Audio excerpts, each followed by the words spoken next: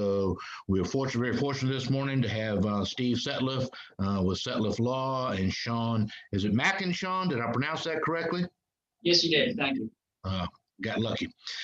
Good. So we're happy to have Steve and Sean with us this morning that will go through the regulations, what you're required to do, and what will be different about this webinar that we hope you will appreciate is that it is geared toward trucking and trucking related business activities and how these regulations apply to them. I mean, obviously they are applied to a wide swath of industries throughout the state, healthcare and others, and the parts of regs that apply to those. But this program is going to be focused on trucking and trucking related operations and vendors. So we hope that you will find that there's certainly value in having trucking experts talking about an issue and its impacts on trucking.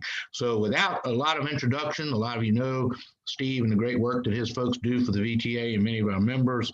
So I'm not going to go into any depth of an introduction other than to just turn the program over to him. And thanks, fellas. Good to have you with us this morning. Sean, you can go ahead and start sharing your screen and we'll turn it over to you.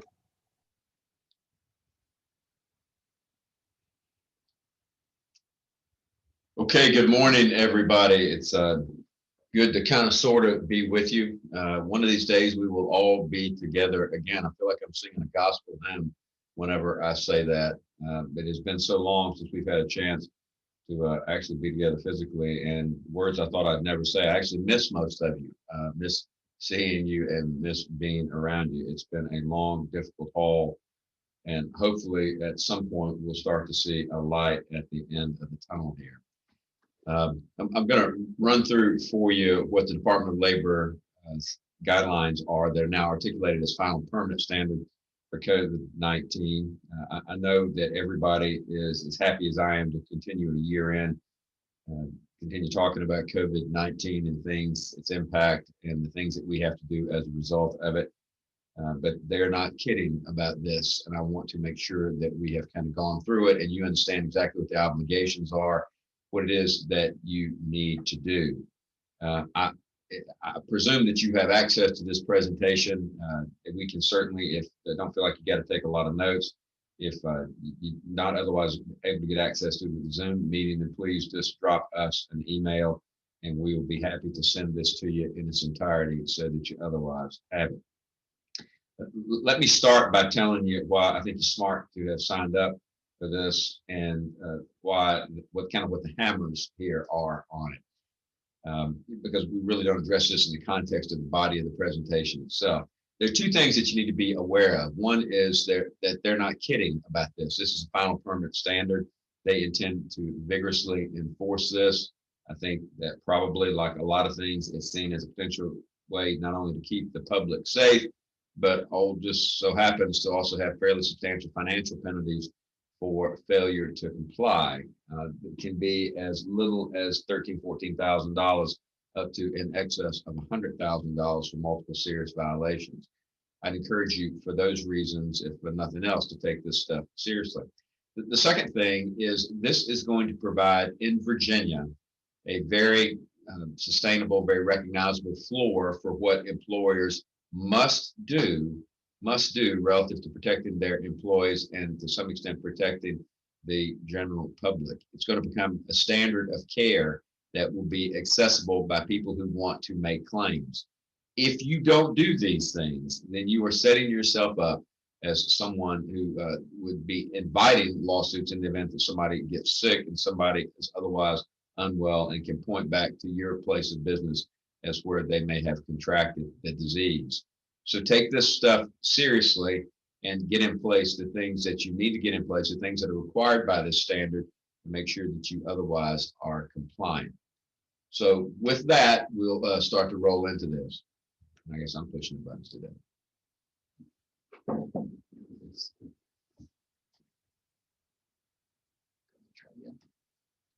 Here we go.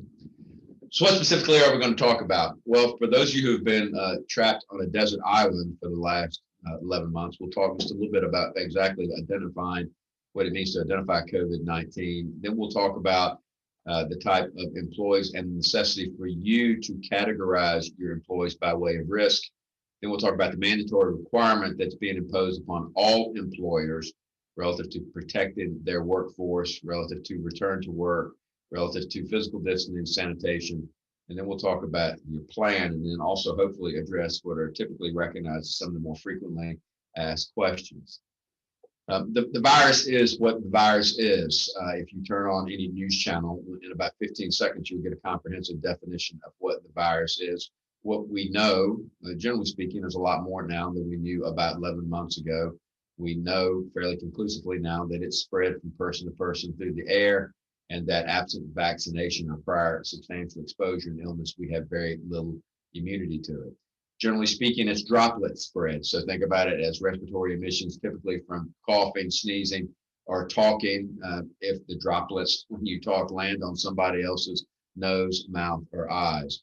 It also is spread by aerosol. That is, once you put a droplet in the air, the ability of the droplet to stay in the air and for somebody to otherwise inhale it. Then, of course, it can be spread by contact, which is touching something that has the virus on it, whether it's a doorknob or a truck handle or a table or a surface in the kitchen, anything where you touch and then touch your eyes, nose, or mouth. A little less certainty with respect to incubation, how long it is after exposure that you actually may develop symptoms associated with the virus. The general thought is somewhere between 2 to 14 days. Also, the general thought is that people are most contagious when they, in fact, are symptomatic, and that you can certainly be contagious without having symptoms and actually cause the disease to spread, even if you are asymptomatic. There's a new study I saw today, this morning, actually on the way in, where UVA is projecting that probably over the course of the summer, 2/3 of the people who had the virus were asymptomatic, and that the virus load was generally at least twice, maybe 3 times what we thought it was at the time it became most prevalent. The symptoms that we know about, the symptoms that are most common, are fever, cough, shortness of breath, but may include the things that otherwise sound like, generally speaking, that it could be associated with a cold, a sore throat, a runny nose, stuffy nose, body aches, headaches, chills, fatigue, and even diarrhea. I can tell you from firsthand knowledge, because the virus has run through the entirety of my family now, my wife, me, and both of my sons, 20-something-year-old sons. I can tell you that those symptoms were all present and all prevalent during the time, and that there are some other things that are at least anecdotally associated with it, including perhaps loss of taste and loss of smell.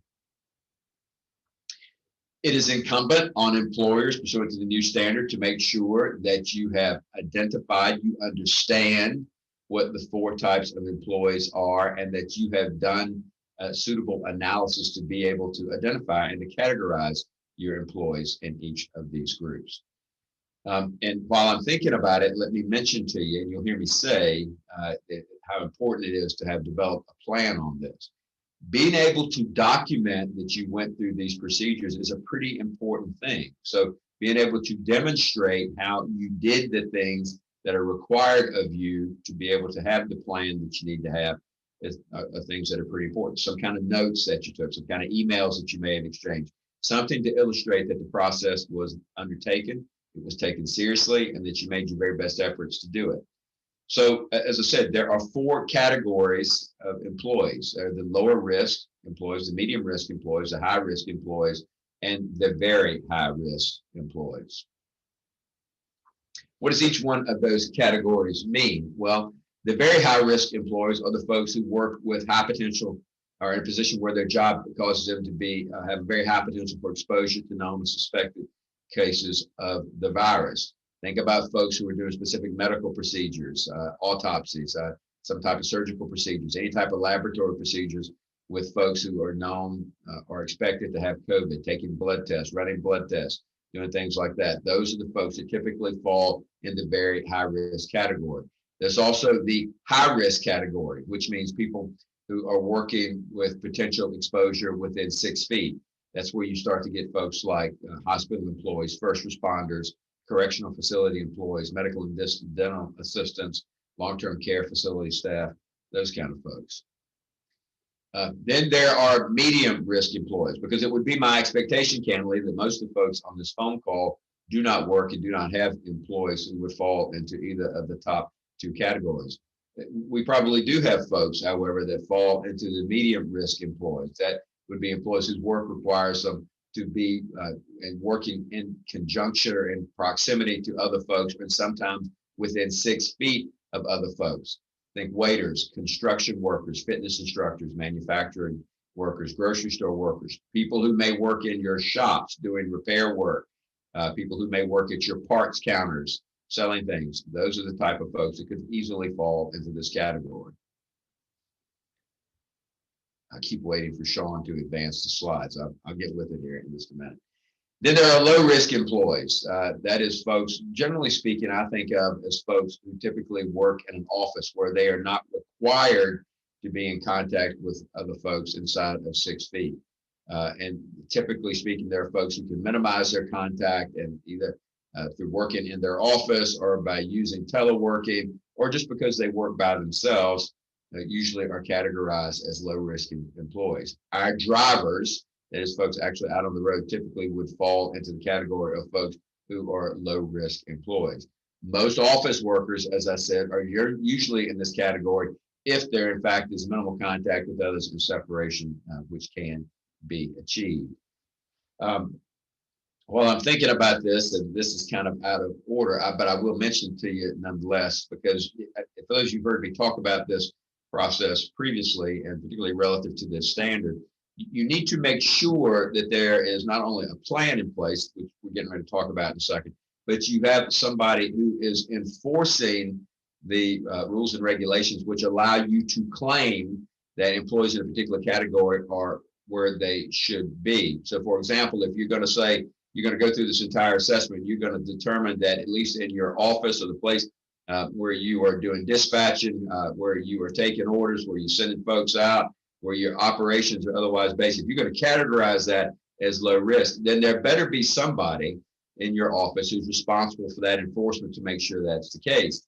Because failing to categorize employees or not taking into account how the workplace is actually configured, how you actually are doing work, would mean that your assessment is invalid and could subject you not only to civil liability, but also penalties under the Act.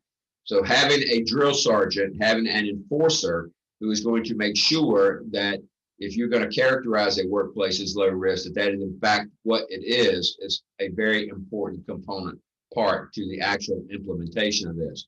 I will tell you in our office, for example, for those of you who know Kathleen or Katie, she has that task, and it is not unusual for her to walk the office and snap at people to tell them they need to keep their door shut or stay in the office, stop wandering, make sure your mask is on, one person in the kitchen at a time, one person in the bathroom at a time, all the things that enable us as a law firm to say that we are a low risk environment. That's important. Somebody should be specifically tasked in your operation to do that. Okay, so how do you go about determining exposure risk level? This is where you need to start thinking about having some way to document the procedure that you actually go through. And I'm telling you as pointedly as I can, you need to go through this mental exercise to make sure that we have and can demonstrate, if asked, that our risk level, in fact, was adequately assessed. So are you asking yourself, and if you're not, you should, what type of tasks are required of our employees? Are they required? And if so, to what extent are they interacting with other employees and or customers or clients in person? What is the work environment that they are in? Are they in a confined space? Can they shut the door? Can they avoid other people? If they have to be in a same shared room, think of an office where people may otherwise be working in fairly close proximity to each other. Are there barriers between them? Is there substantial space between them? How much do they have to be, if you will, all over the top of each other? And how much, because at the end of the day, that really becomes one of the defining questions. How much space do the employees have between themselves and others? And you need to honestly assess what that is and make sure that once you've assessed it and you've put down, gone through this drill of assessment, that continues to be the program that's in place during the time that these mandatory guidelines remain in effect. That is, if something changes about the work environment, the work task, or the proximity within which people are working, that you go back and change your plan. But determining exposure risk level is the first thing other than understanding what their obligations are, it's the first thing that you have to do relative to the developing and the implementing of a suitable plan. Everybody, mandatory requirements for all employees are the following 5 things. Everybody's got to do this. Everybody has to go through and assess the workplace for hazards, assess the workplace for tasks which could potentially expose employees to the virus. Everybody needs to make sure that they're informing employees of the signs and symptoms of the virus and encourage that the employees self-monitor. I would tell you that it's a good thing to put up some posters about to make sure emails have gone out, that folks know this. It's a good thing to set up reminders and maybe do it more than once. It's a good thing to be able to be in a position that if the Department of Labor ever showed up at your place, you'd be able to point to something on the wall or point to emails that you said that showed conclusively that you had in fact informed employees. I understand that everybody in the world by this point, 11, 12 months in, should know what the signs and symptoms of the virus are. But I'm telling you that the DOL wants us to make sure that we have taken the extraordinary step of informing our employees. You also need to think about and articulate what your policies are going to be for reporting signs and symptoms. What are you telling your employees they must do in the event that they have a sign or symptom of the disease? To whom do they report it? How do they report it? What's the nature of their report supposed to look like? That needs to be a policy that's articulated. And then you need to have a system in place to receive positive test results for employees who may have been present in the workplace. So who's going to take those reports? What kind of reports are you going to take? What are you going to do with the reports after you have collected them? Those are all things that you need to think about and have a system in place that is articulated in a written policy that you can otherwise point to in the event that we are asked. And then you need to make very clear that you forbid employees from attending the workplace if they in fact are infected or suspect that they are infected. Be clear about that. Same thing in writing so people can see it. Also not a bad idea to have it posted somewhere around the workplace. So what do you do with employees who are known or suspected to have the virus? You should be encouraging vigorously all employees to self-monitor for signs and symptoms of the virus.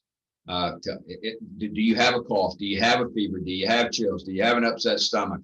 Is your temperature high? What are you doing to check that? Is there anything about any of that that is affecting you on a daily basis? And if they have any of those symptoms, they need, as I said earlier, there needs to be a policy for them to report that to you. And you also need to have a policy for them to be removed from the workplace and forbid them to return until they have recovered. Again, those things need to be thought through, clearly articulated, and in the form that we can point to as having communicated in the event that we get a visit from the Department of Labor. We also need to have very clear return to work requirements. And the requirements that are articulated in standard are pretty straightforward. And for somebody who has been sick or has been out of work, whether they have a known case or a suspected case, all 3 of these criteria have to be met before they are allowed to return to work. The employee must be fever-free, which for purposes of this standard means below 100 for at least 24 hours without the use of any fever-reducing drug. Their respiratory symptoms, that is any kind of cough or shortness of breath that they have, must have improved since the time that it was first reported. And at least 10 days must have passed since the symptoms first developed. All three before we can, in compliance with the standard, let folks come back to work. And again, it's not just enough for you to know that this is the protocol. This protocol needs to have been communicated at the onset of the symptoms. So someone with a diagnosable case or someone who's been quite ill with it has to self-isolate for more than 10 days, maybe as many as 20 before they can return to work. And employees known to be infected, that is a positive test, are excluded from work until 10 days after their first positive test. At the risk of being repetitive, not only does your policy need to encompass those things, but you also need to make sure that is communicated. Hey, Steve, we've got one question. When reporting positive cases to the Department of Health or Dolly, What constitutes the 14-day time period? Date positive received, tested, or start of symptoms? It's a start of symptoms. That's how I read it. I read it as a start of symptoms. And I also know that you have to play into that, and they did make a change to reflect the new 10-day guidance that they had put out later too about return to work things, I think. Okay. Additional requirements that everybody needs to know about. You must have contemplated, that is thought through, and then articulated and in fact put in place policies that will ensure employees are observing physical distancing. Keep them separated.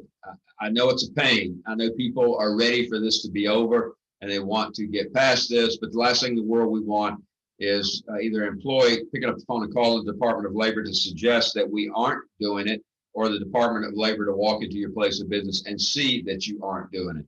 So say it to your employees. Please remain physically distant. Try to put up signs, put up things that would constitute visual cues, and have somebody who is going to be tasked up with enforcing those things.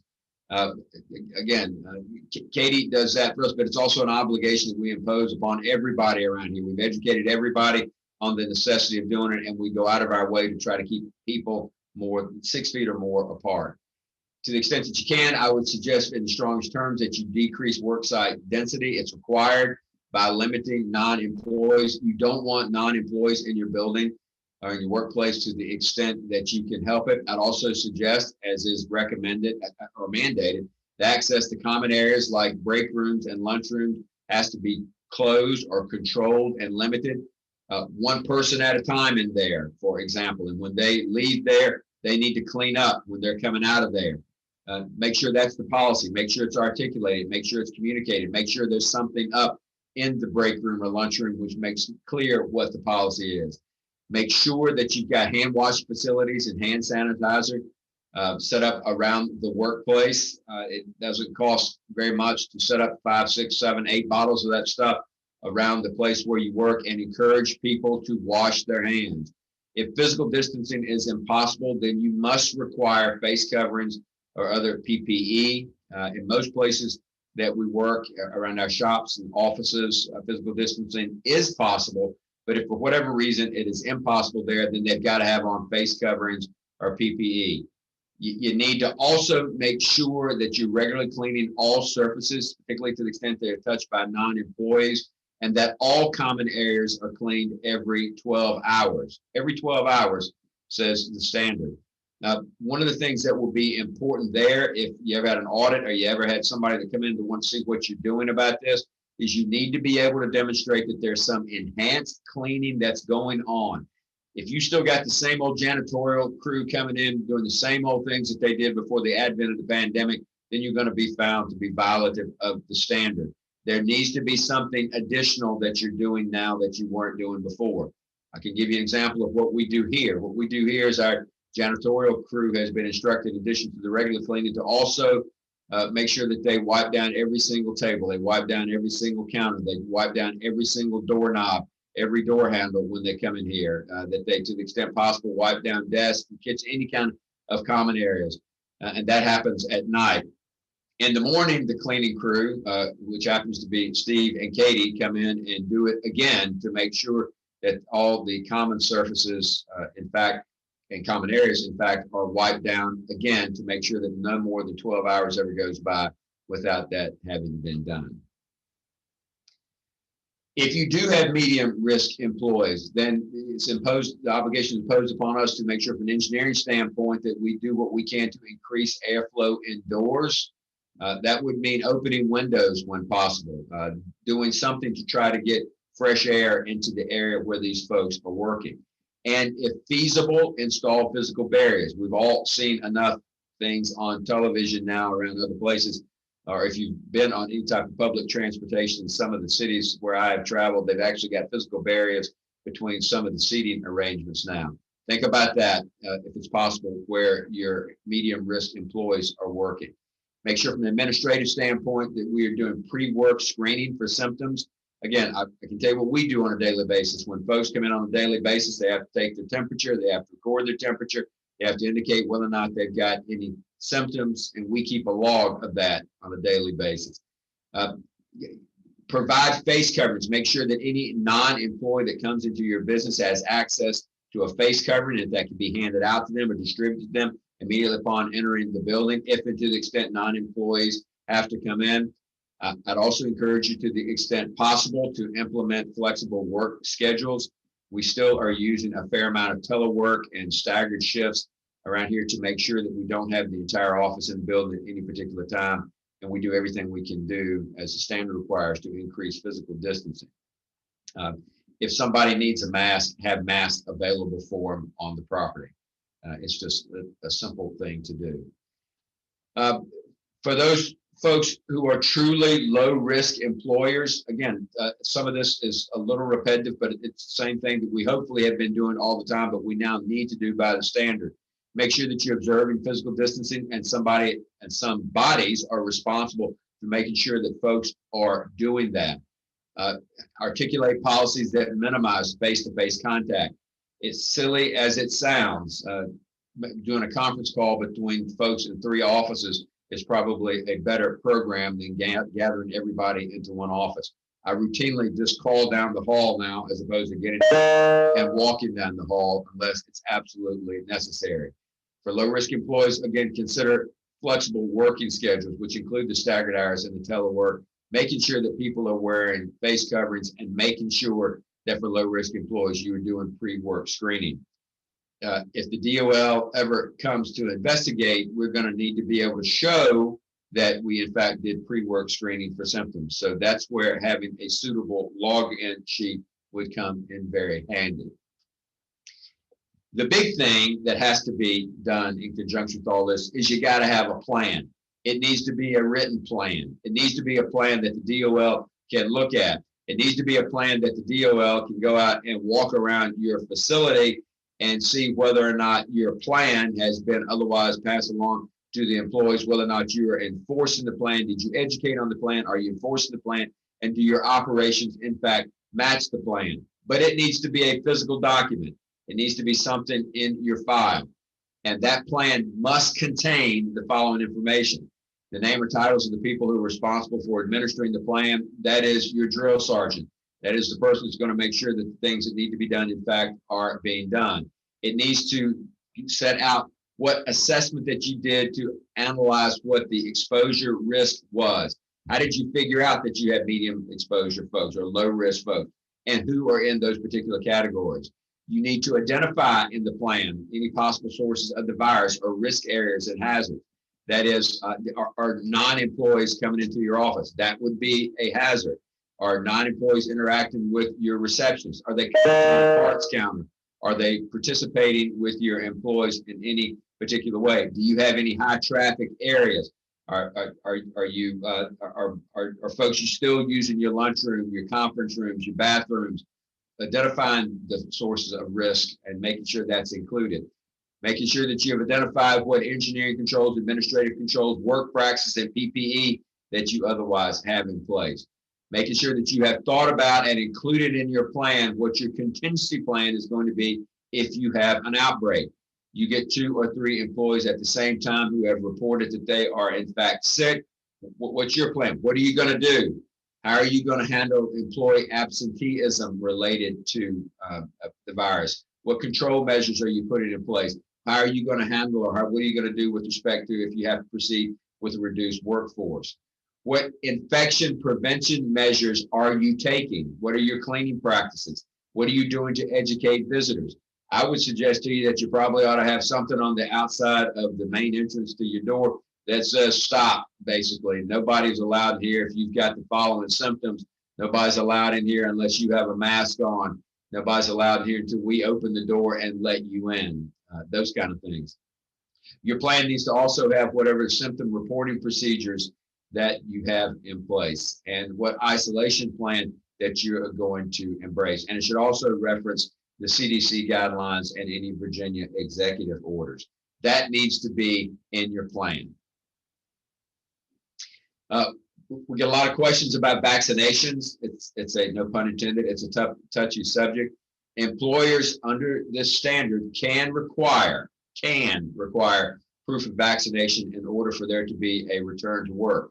The administration of a vaccine by an employer to an employee is not a medical examination under the ADA. If for whatever reason an employee cannot be vaccinated, then you have to demonstrate that they pose a risk to the workplace if you are going to exclude them. So the big takeaway from that is you can require vaccinations in order for folks to return to work. What are the questions, some of the frequently asked questions that we see? And let me start first with the timeline. This standard actually took effect on January 27, 2021. So it's been in for a little better than 2 weeks. You better have your plan in place by March the 26th, 2021. And any training requirements also have to be met by that date. Those are not likely to be extended, and those are things that you need to put on the calendar and make sure that you got done. I would suggest that probably putting a decent plan together, doing the assessment that we are talking about, is not something that you want to start on March the 25th. Because if you do that, and again, we get subjected to an audit and we have to produce the information relative to the assessment that we did, it won't look like we gave it a whole lot of thought and put a whole lot of effort into it. I would encourage you to start the assessment as soon as possible, being able to suitably document your file that you went through those actual steps, each of those steps, and that you took the time and made the effort necessary to get an appropriate plan in place by the deadline. What industries are covered by it? Pretty much everybody. Every employer, employee, and place of employment in the Commonwealth within the jurisdiction of occupational safety and health is covered. There are a few exempt folks, but I doubt very seriously anybody on this call is exempt. Assume that the standard applies to you and that you need to have it in place by March the 26th. If you comply with the CDC guidelines, do you have to comply with this standard? Yes. The standard is mandatory for all employers covered by VOSH in the state of Virginia. You certainly can do more if you want to go beyond what's required by the CDC standards or the Department of Labor standards, but you must comply at minimum with the newly articulated VOSH standard. Steve, we do have one question I can think about the training. Does training done under the temporary standard count toward training under the permanent standard? If it's, yeah, Sean, if those you watching me at home, that's when I asked Sean, yeah, as long as it complies, that's fine. As long as whatever training they receive under the temporary standard would meet, is suitable to train them on all the aspects of what is now the permanent standard, then we otherwise are in good shape. If and to the extent that there's any daylight between those two, something changed, if the permanent standard is more onerous in any respect relative to training that you gave them, then it wouldn't comply. So it needs to make sure that it checks all the boxes that need to be checked under the permanent standard. And Steve, I would add, I know I haven't, and I think I got it off of the Dolly website. They have prepared a document summarizing the major differences between the emergency standard and the permanent standard. So, you know, following up on what you said, I would suggest that you take that document. If there's anything materially different that you need to make sure your employee is aware of, that if you do that, you would be covered. Exactly, because as we talk frankly here, the idea here is to make sure two things, that we're doing all we can do to keep our employees safe. Our employees are our greatest asset relative to the operating of our business. And it's just the decent thing to do to make sure that we're doing everything that we can do consistent with what the state of the art in the medical community is right now relative to this.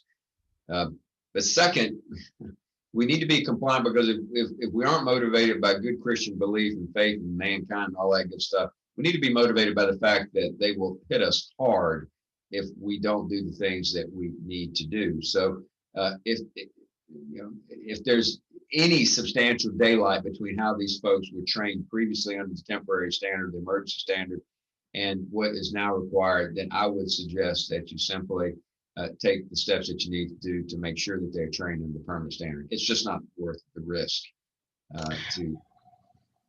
Steve, second question. Motor carrier does not want to require vaccinations. Shipper or delivery location requires proof of vaccination. Any guidance?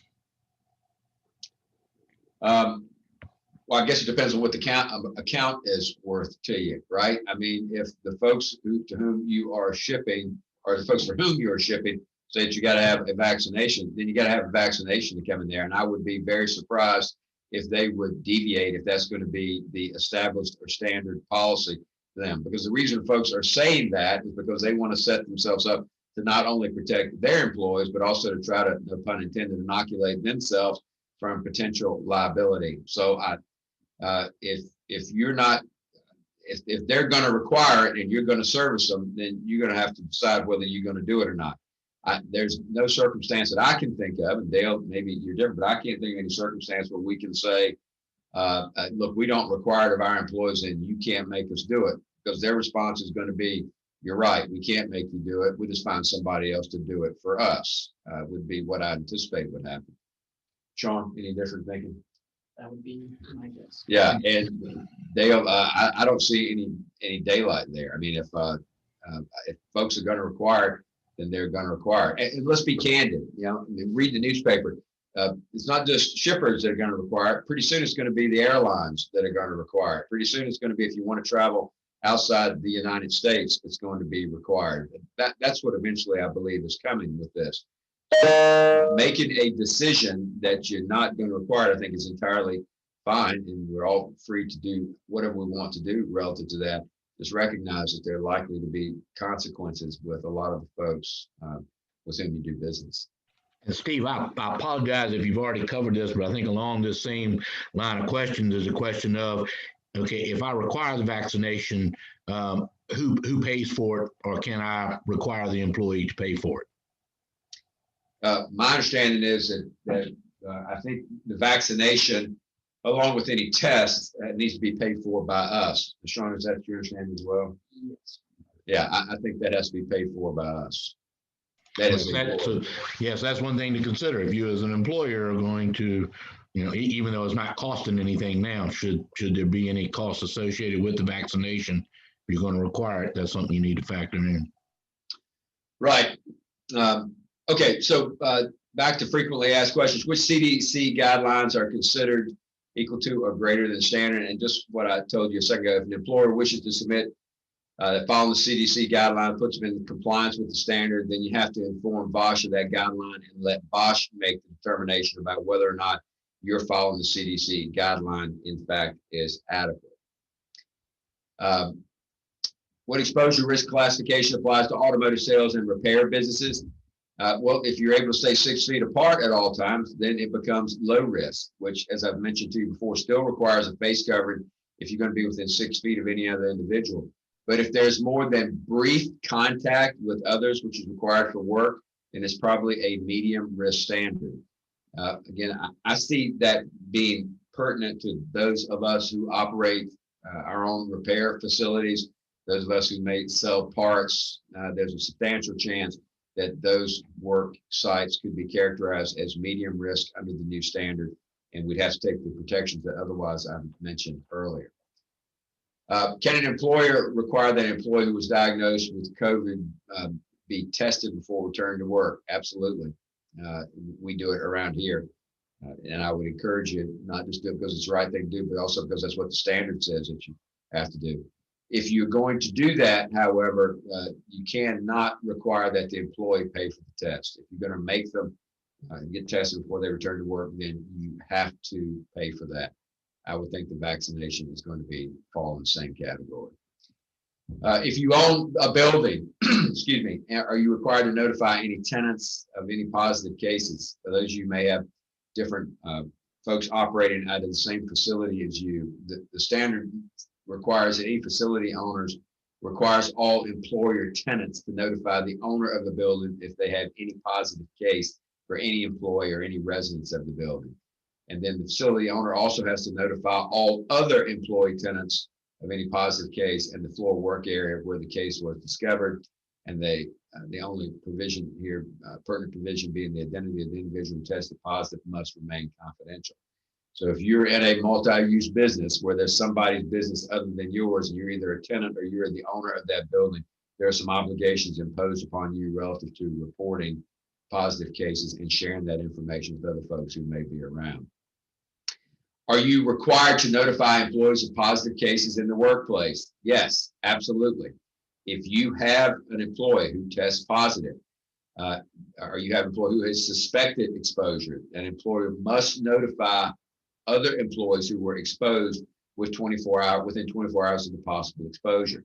You keep the name of the person who may be sick or who you know to be sick confidential, but you need to basically do what we call contact tracing. When somebody around here reports, even under the old standard, it would be the same under the new standard. If somebody reports that they have been exposed or they are sick, then you need to figure out who they have been around or who they have been exposed to within the 24 hours. And we'll get back to those folks and let them know that there has been a possible exposure. If you have multiple locations, are you required to do separate risk assessments? Well, it depends. If you have multiple locations and everybody does the same job and everybody has the same amount of protection and everybody has the same amount of exposure, then you're probably okay with doing a single risk assessment. But if you're, to the extent that your tasks are different or they do different things, or the workplaces are laid out differently, or there's a chance for different exposures, that is, in one of the work sites, there may be an opportunity for more non-employee exposure, then you're going to need to do individual work site assessments for each of those places and identify the risk that is attendant each of those places. All right, what about PPE requirements for the operation of trucks and for loading and unloading? I would tell you, put a face covering on them if contact within 6 feet of another person is inevitable. A driver in his truck by himself is probably okay, not wearing a face covering, but as soon as you put team drivers in the same cab or vehicle, they're going to have to wear masks when they're in the vehicle. All customer-facing employees, anybody working at your counter, when a driver gets out of a truck and starts interacting with somebody, they're going to need to have a face covering on. Low-risk employees don't have to wear a face covering at all times, only when they're in contact with others. But as I said, team drivers are going to need to put them on. And then anybody that works on a mobile basis are going to need to have hand sanitizer furnished to them when feasible. That's it. These are the guidelines and the particular rules and regulations that we talked about relative to the presentation. And again, I'm happy to get you a copy of everything that we talked about today, but I want to give everyone an opportunity, to the extent that they have questions, to ask them. Steve, we've got 2 more questions, and then I want to bring everybody up to speed with a relevant piece of legislation in the General Assembly that might be of interest to them too. When is it required to report a case to the health department? Is this only for cases that occur at work, or even if they might have tested positive away from work and then we find out?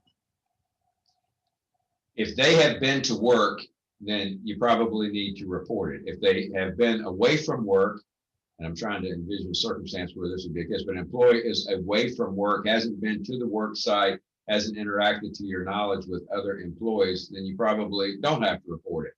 But if they have been to the work site, then they're going to need to report it. Sean, would you agree? Yes, so any employer should report within 24 hours of discovery 2 or more employees present at the place of employment within a 14-day testing period. So if you have 2 or more that have been present at your facility within the 2 weeks, then you should be reporting. I agree. That's my understanding. And Sean, correct me. So there's now a 2-employee report to the Department of Health, 3-employee report to Dolly. Is that correct? Didn't they set up couple different tiers? Yes, that is correct. Right. Yeah. So be aware of that too. And then here, I think, is just a response shedding a little light on the paying for the vaccine question. It says, at the time I received my vaccine, I was told there's no cost for the shot. However, there is a small administrative cost, and if not paid by insurance, there would be no cost to myself, meaning to that person, just as an FYI. Yep. If anybody else got any questions, I'm gonna pop up another screen, do this, and if you've got other questions, you can ask them or raise your hand, and we will call on you. Let me see if I'm gonna stop your screen sharing, Steve, see if I can get this to. Yeah, while you're doing that, Dale, let me mention one more thing, which is the big takeaway is get your plan together and make sure that you have a written plan and you're ready to go. Leave yourself plenty of lead time to get the plan otherwise developed and that you have it implemented. If you have any questions, as always, about how to do your plan or what it should say or what it looks like, just give me a call. I'm happy to help you out. Right. And Steve, what I'll tell everyone too is that we will follow this up. We will go ahead and just email the PowerPoint slides to everyone that registered, participated. We'll put your contact information in case they want to reach out to you for any additional assistance with that. And then I will be sure and include the document that outlines the differences between the emergency standard and the permanent standard. I know we had a couple of questions about that, so that'll help folks. So one thing I want to call your attention to is, as you take from Steve's thing, PPE is a key part of this whole deal in what you do as an employer. And working with a business coalition that we are part of, legislation was introduced in the House and the Senate to grant a sales tax exemption for purchases of PPE. And again, that would be an exemption from the Virginia state sales tax for PPE that you buy in Virginia. Both bills have passed their respective both houses unanimously with an emergency clause. So what that means is that as soon as the governor signs it, it takes effect. Under the bill, the tax department is required to issue guidelines for how the exemption will work and how folks can take advantage of it within 30 days after the effective date of the legislation. So as soon as those things become available, we will be sending information out to the members. And then also understand or realize that the exemption will expire whenever the governor's executive order on COVID, as well as the emergency temporary standard and the permanent regulations that were adopted by Dolly have expired. So as long as Dolly keeps these regulations in place, you will have this exemption from the sales tax for any PPE that you buy. And I point that out because we are certain that the ultimate goal of some groups is to keep these permanent regulations permanently without ever getting rid of them. And then there's going to be an effort to expand them to cover all kinds of other infectious diseases, not just COVID. So that just point that out to you, and it'll be interesting to see what the policy decision is. As far as the mechanics of the legislation, qualifying business means a business that has in place a COVID-19 safety protocol. And a COVID-19 safety protocol means that you put in place protocols that comply with the COVID-19 emergency temporary standard or the permanent regulations that have been adopted, and that they meet these criteria, that they reasonably prevent the spread, comply with all applicable federal, state, and local laws, are consistent with best practices for infection prevention and workplace hygiene, provide remote work to the fullest extent possible, including increasing the number of telework eligible employees, and then implement enhanced cleaning, screening, testing, all those other things that Steve just talked about are good measures to implement to ensure you're in compliance with the regulations. Now, here's a list of the items that the exemption would apply to. And again, the caveat being that the PPE that you purchase and claim the exemption for must be used and must be purchased for and used in your business. You just can't, go out and buy a case of masks for distribution to your family for the next family reunion. You are not entitled to the exemption if you do that. So it's disinfecting products, coveralls, bodysuits, gowns and vests, engineering controls. Steve mentioned ventilation and other items like that.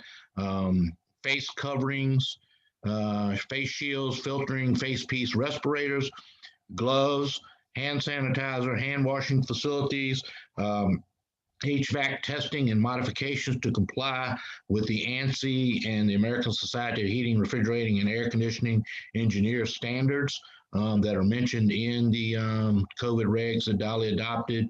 medical and non-medical masks, physical barriers and systems and sensors designed to monitor the contact of your employees with other employees, other persons that enter your workplace, and the general public. These include sneeze guards, permanent or temporary walls, electronic monitors, and proximity sensors in employee badges that some folks have implemented to do tracking and monitor their employee movements. Respiratory protection equipment, safety glasses, signs related to COVID-19. So the signs that Steve was talking about, they do that. Temperature check monitors, and I can't see what's at the bottom of my screen. But there's a whole list. Once the General Assembly finishes their work, we will include that list in a report that we'll send out. And once the bills have been finalized and signed by the governor, so everyone will know that. Finally, I want to point out several upcoming programs that we're offering. We here in-house are in the process of working on what, at least for the immediate future, will continue to be virtual webinars and workshops for the membership that we are planning and working on. If you have not responded with your ideas and issues and areas of instruction that you're interested in and want us to offer, please send those to us so we can get them worked on and into our schedule. But the first is March 2nd, the 9th, and the 16th. In cooperation with Blue Ridge Community College, they're having a virtual professional development for dispatchers workshop. It is free. We will be sending a notice out, so it is free to participate in it, and it's going to be presented by a gentleman named Kelly Anderson. A lot of people in the trucking business are very familiar with Kelly's training for driver recruitment, retention, and dispatcher training, that sort of thing. He does a great job, and it's a great opportunity for some really valuable and helpful free training. Then May 17th to the 21st, 4.5-day course, which is the NATME Certified Director or Supervisor of Safety course. It's going to be done in a hybrid format. If you would like to attend in person, it will be held at Atlantic Bulk Carrier down in Providence Forge, and then there'll be a virtual aspect of it too if you're not comfortable attending an in-person function at this time. So with that, I will say that is the end. If we have any more questions, okay. Two more questions we've got here, Steve and Sean. We may have to phone you as a friend on this one. Where does the report go for 3 or more employees? That is to be reported to the Department of Labor and Industry, correct, Sean? That's correct. And to do that, I think if you go on their website, they've got a tab of COVID-19 resources page that if you search around in it, you can find the form and instructions on how you do that reporting. And then someone said, please explain the 2 people to health again.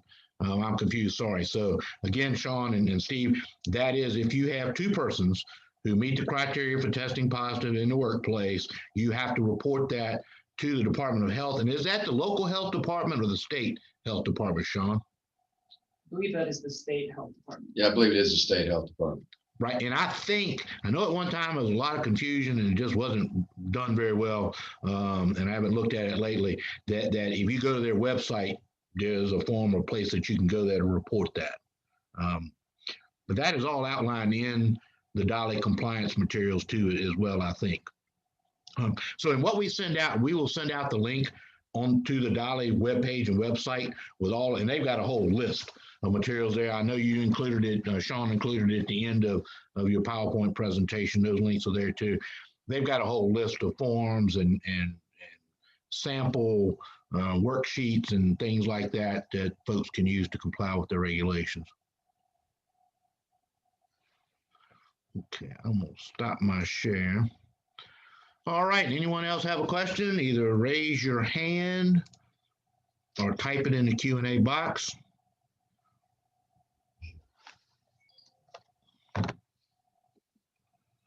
Okay, going once, and we're at noon. We did it right in an hour as we had planned. So wait a minute, here we go. Here's a Q&A popped up again. Oh, somebody said, this is for Steve and Sean more than anybody else. Thanks, this was a great course. So gentlemen, good job, good work.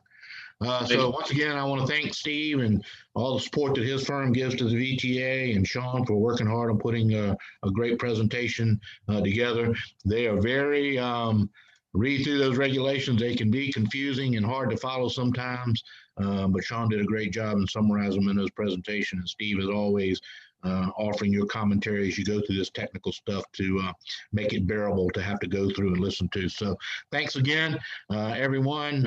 As always, please let us know what we as the Virginia Trucking Association can do to help you and provide you with information and assistance as you cope with these unprecedented times and trying to keep your business profitable and efficient and afloat. And then more importantly, everyone, if you're in the path of what's coming tomorrow, please be safe, be prepared.